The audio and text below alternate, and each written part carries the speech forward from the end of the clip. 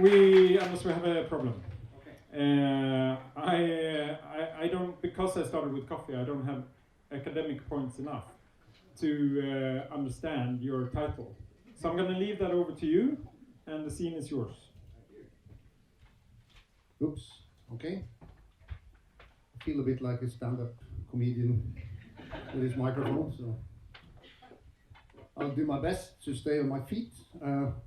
Yes, my name is Anders Nielsen. I am a researcher, and as of Tuesday this week, I'm no longer at the University of Oslo, but when I was invited, I was there. I'm now working in an organization called Norwegian Institute for Bioeconomy Research. Very strange name, but when organizations are designed by politicians, these things happen. We are owned by the Ministry of Food and Agriculture, and that means that we are dealing a lot with agriculture, which coffee is a part of. And we do a lot of work in third world countries. We need to talk about coffee at some point.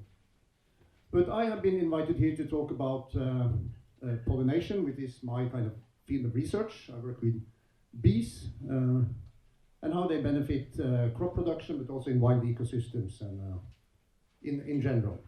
So today I will also try to talk a bit how biodiversity in general might benefit the coffee, but also how coffee and the way the coffee is produced can actually feed back to nature and be a provider of biodiversity and ecosystem services. So I'm very grateful that we had this very broad introduction by earlier today about kind of the sustainability issues and stuff, and I will try to fit my things in kind of the tiny little piece of the puzzle that is pollination in this sense. But let's go a bit back to how agriculture is working on a global scale. As soon as kind of humans settled down and started farming, this is a typical old Norwegian farm, and you can see we have a farm situated within nature. This is maybe a more typical picture of today, where you have a tiny piece of nature within a farm. And up to the left you can see an oil palm plantation in Indonesia, and though it looks green, it's not much nature to be seen within this one. And of course, within these systems, you have biodiversity. This is a bumblebee pollinating some raspberry flowers. And we have come to realize lately that this Intergovernmental Panel on Biodiversity and Ecosystem Services have written a huge report about how important pollination is for food production globally, and that all these pollinators are under threat. This is what it's all about. Like you all know the coffee flower, this is just an old sketch. And the idea about pollination is, of course, that you want the pollen grains that are here to end up here, hopefully on another flower. And as have been mentioned, like coffee can pollinate itself, at least the Arabica type, but you get better yields if you have bees moving the flower, moving the pollen between flowers. And of course, this is a kind of a web of life. This is some examples of pollinators. You don't think about monkeys when you talk about pollinators, but they, as well as lizards, bats. But of course, for coffee, it's a lot of bees and flies that are involved. And this is just a brief sketch of my PhD, where you have, I'm not kidding, where you have the plant species down there and the insects up there, and the lines between describes what kind of insects are visiting what kind of flowers.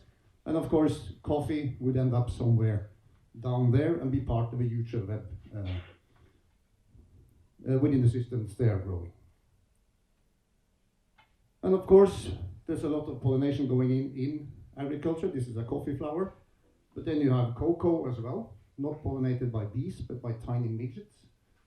And there's going to be no cocoa if there's no midgets around. So they have a huge potential for increasing production if the insects are there. And these are some other examples: soy, watermelon, tomato, oilseed rape. There's a lot of production that is actually depending on the bees. And of course, when you talk about the alternatives, robot bees and stuff, like, I can't see any realism in kind of doing these things without the help the insects are giving us. And this is from the US, where they do beekeeping for pollination, and these are just beehives put on a truck to be driven across the continent to deliver pollination services to different food productions or different crops.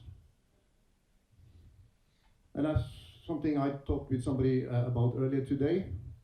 Bees is a lot of things. Nobody knows, but somewhere between 20 and 30,000 species of bees are to be found on this planet, and the honeybee, the one we have here in Europe and Africa, is just one of them. And some colleagues in Reading have actually done some calculations on the ecosystem services from bees to agriculture in the UK, and I think they found out that about 30% was done by the honeybees, the 70% is done by wild bees that are not kind of managed in any way. So biodiversity is important. So just to take a brief look at things I have been working on. I haven't worked myself too much with coffee, but this here is Thomas. He's a PhD student of mine. He's submitting his thesis soon, and he's been working with watermelons in his home country, Tanzania. And this is just some brief graphs explaining some of his results. And you can see the arrows or the lines are going down. And to the left, it's the number of bees we find on the y-axis, and on the x-axis, it's the number of pesticide applications. And the idea is, of course, the more you spray your crop, the less bees you have. And we find the same pattern when we are counting the watermelons in the different gardens.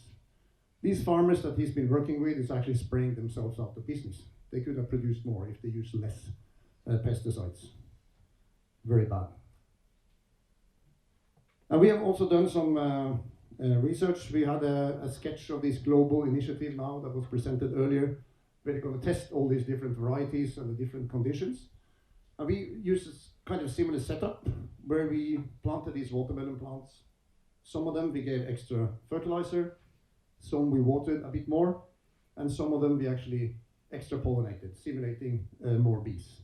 And as you can see, if we added pollen, almost 50% of the plants produced 2 fruits, which is kind of the thing the farmer is selling.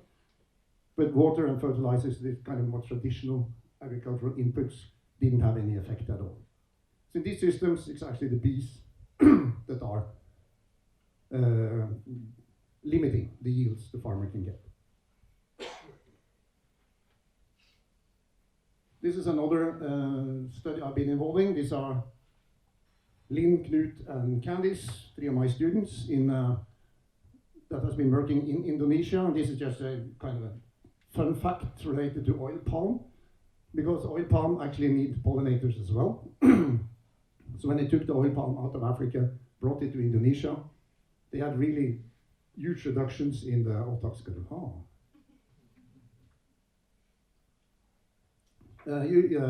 Yeah, they had an obvious yield gap due to this little weevil that was missing, because they are actually living inside the male flowers, because you have male and female flowers on these trees.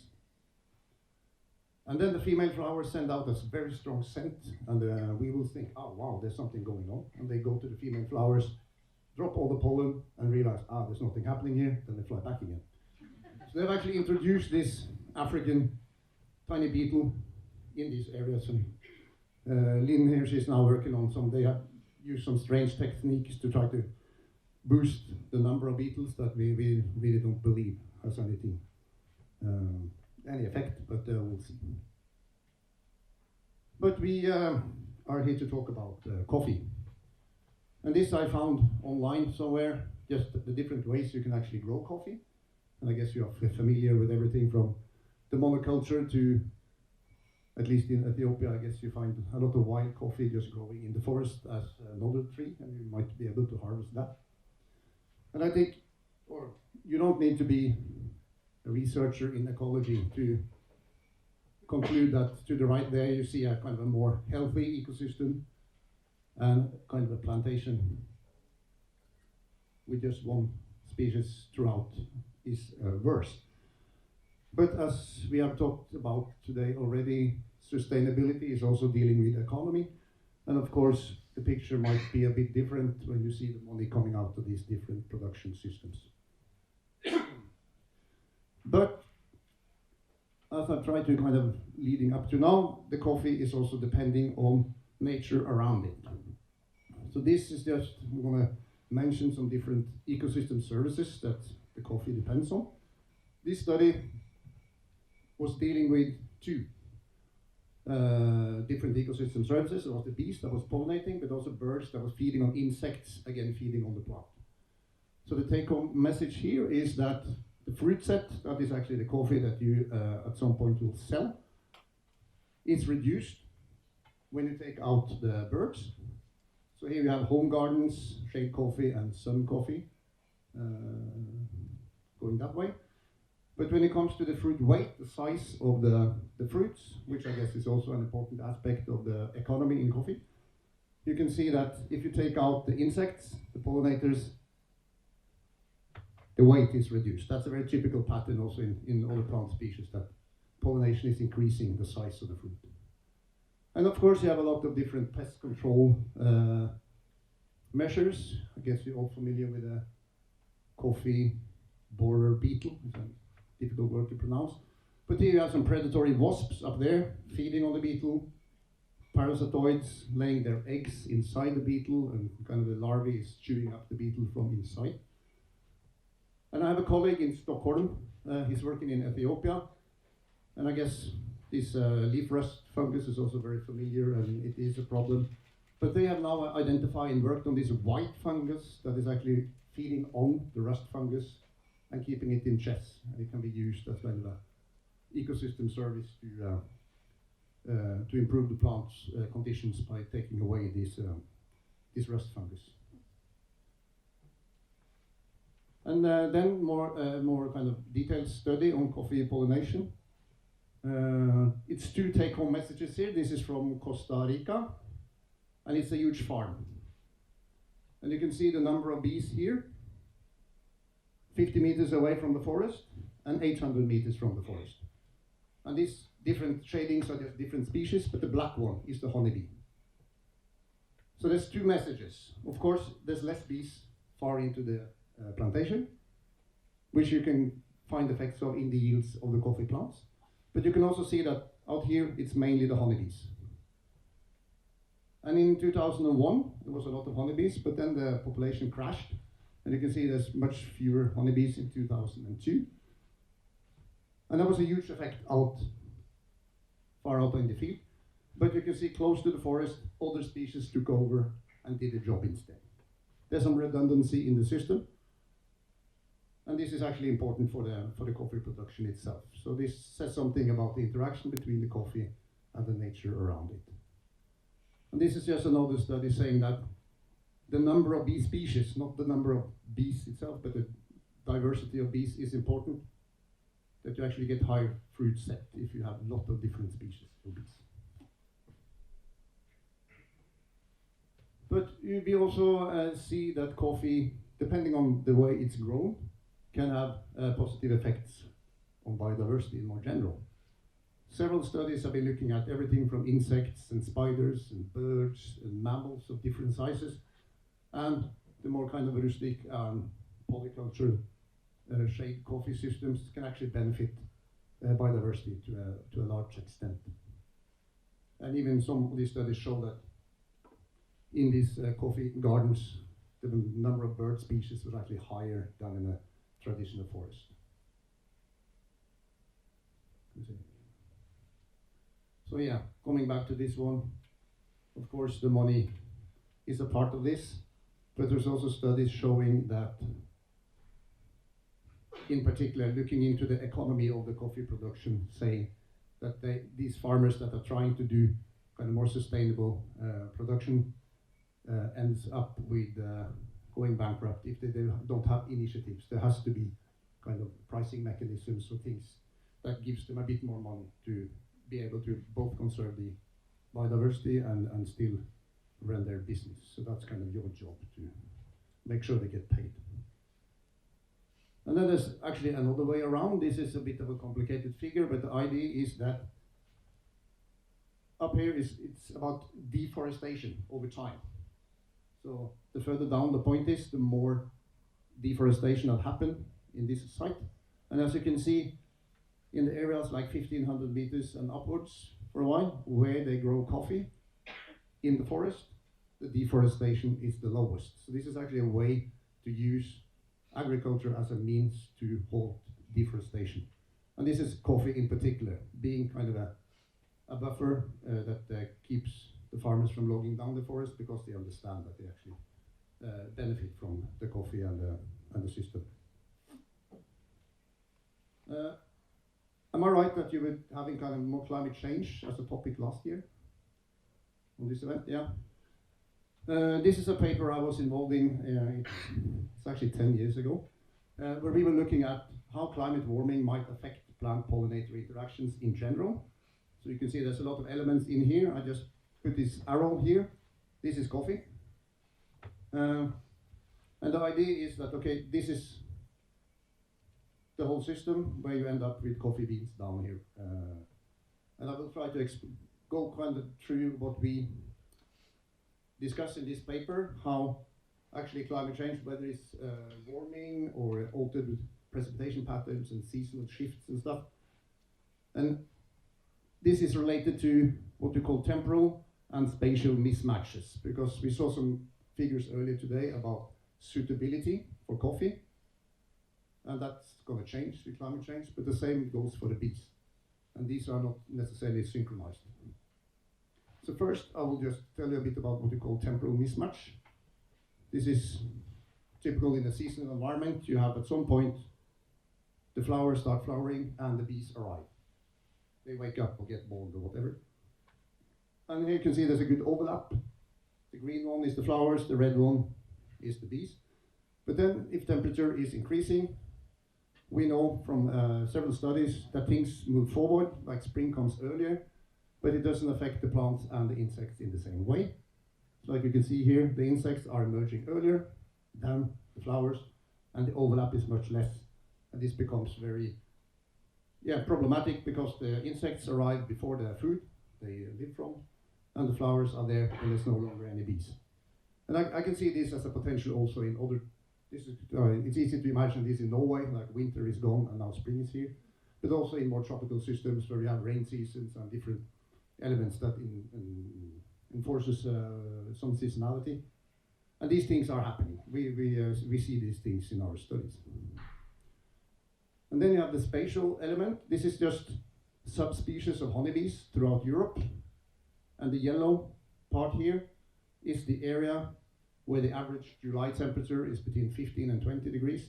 And it's almost overlapping totally with the distribution of the subspecies of this mellifera. And if it becomes warmer, all the species are coming in.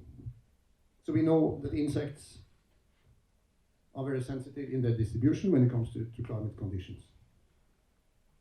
And this is a projection of how climate will affect coffee in Nicaragua. And you can see the red parts is going to be too warm. The climate will not suit coffee. And some, I guess these are kind of higher elevation areas that have a positive change. But you can see this is a very negative picture if you project how climate will change in the future. And this we saw a bit about in the presentation this morning. But then you can add the pollinators, and of course, if the climate change in a way that affects coffee in one way, but the bees in another way, suddenly they don't appear in the same areas. And this is also things that we do see happen already. This is a bit of just an example, a study looking at bumblebees. This is a kind of idea of a distribution, previous distribution of a bumblebee. And what has happened is that its moved, temperature has increased, so they can't be this far south anymore, but it doesn't move in the northern part. And this they've seen for several bumblebee species, both in Europe and North America, that they're actually retracting. And of course, if you have a plant, if the coffee was growing here, depending on bumblebees, you would have a problem. And there's also been studies that have looked at this for coffee in particular. And here you can see like the dark red brownish areas throughout Central America. It's negative. The number of bees are disappearing, will be in the future from these areas. And now I will show you an extremely crappy figure I need to talk you through. I'm not sure how they managed to publish this. It's kind of hard to understand it. The point is that in the light green areas, I think this must be this area here. We saw some maps earlier today from this area as well. The light green one says that there's going to be a negative coupling. There's going to be a decrease in suitability for coffee and a decrease in the number of bees. In the yellow areas, you will have better coffee suitability, like it's going to be better to grow the coffee there, but the number of bees will be reduced. So you have a decoupling, adding even more complexity, but also even more problems to the map we already saw this morning. So yeah, all these things do affect the insects and the coffee and all these in between, and ultimately actually affects the yields that the coffee do produce in the end. I'm actually a bit ahead of time, so I'm at the last slide now. So yeah. So this is just trying to summarize now.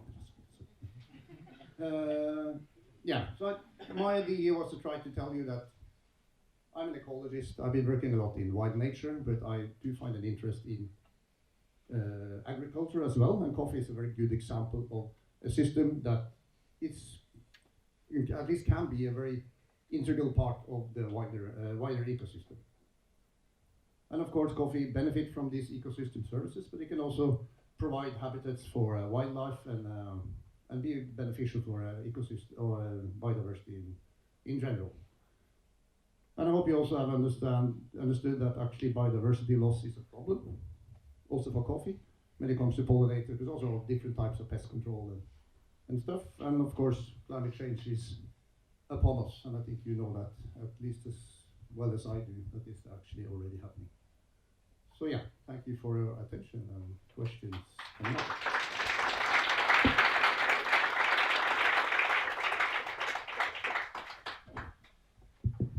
Thank you so much. That was super interesting. I'm here because we're actually recording this lecture, and to get your questions on the tape, I will need to repeat them. So, yes. Yes. I was wondering why, when the climate changes and it gets warmer further north, why aren't the insects kind of moving even further north? Why are they staying in their, slimmer area? So the question was, why doesn't the insects move further north when the climate gets warmer, right? Yep, that is actually. Just a similar question to address also. Many scientists or researchers are suggesting as the climate change is increasing, it's better to migrate coffee to the highland areas. Have you ever tried to compare the migration of insects for pollination and also moving or migrating coffees to the highland areas? So both geographical and altitude. Yeah, I think that's one of the big questions, and I don't think they actually do have a good answer why it's happening. This is just based on observations over time, so they do not move, and we are not sure why. But again, a bee requires other resources than only the temperature and climate they live in. It could be other things that is missing. A problem in Norway, the reason why we don't have too many bees in Norway, we don't have a lot of sandy soils, which many of these bees use to make their nests in. So if they need to move to Norway to get a suitable climate, they might not find other things they actually are in need of. And back to the question about moving bees and coffee in higher elevations, I think that's one of the points with these maps when you're talking about climate suitability in the future, and that they do not actually overlap. And of course, again, the bees have other requirements than the climate. The same goes for the coffee, and it's not necessarily that it's kind of coordinated in a way. So I'm not sure whether I have a good answer to your question, but at least these projections insinuate that it's going to be a mismatch between the areas suited for coffee and the areas suited for the bees. Yes. In the slides about watermelons in Tanzania, Mhm. you mentioned simulating more bees. Could you explain a little bit more about the details of that? Yeah. So the question is, how did they simulate the bees in Tanzania with the watermelon experiment? The watermelon plant has male and female flowers on the same individual. Like to get the watermelon, you need to move some pollen from one flower to the other. So we actually took from the male flowers, we cut off the anthers and acted like it. It's a very typical way of doing this kind of experimental pollination stuff. And it's quite easy with they're quite solid flowers. So But hard to scale up. It is. Morten? I mean, I know Anders from way back, but we have discussed this before.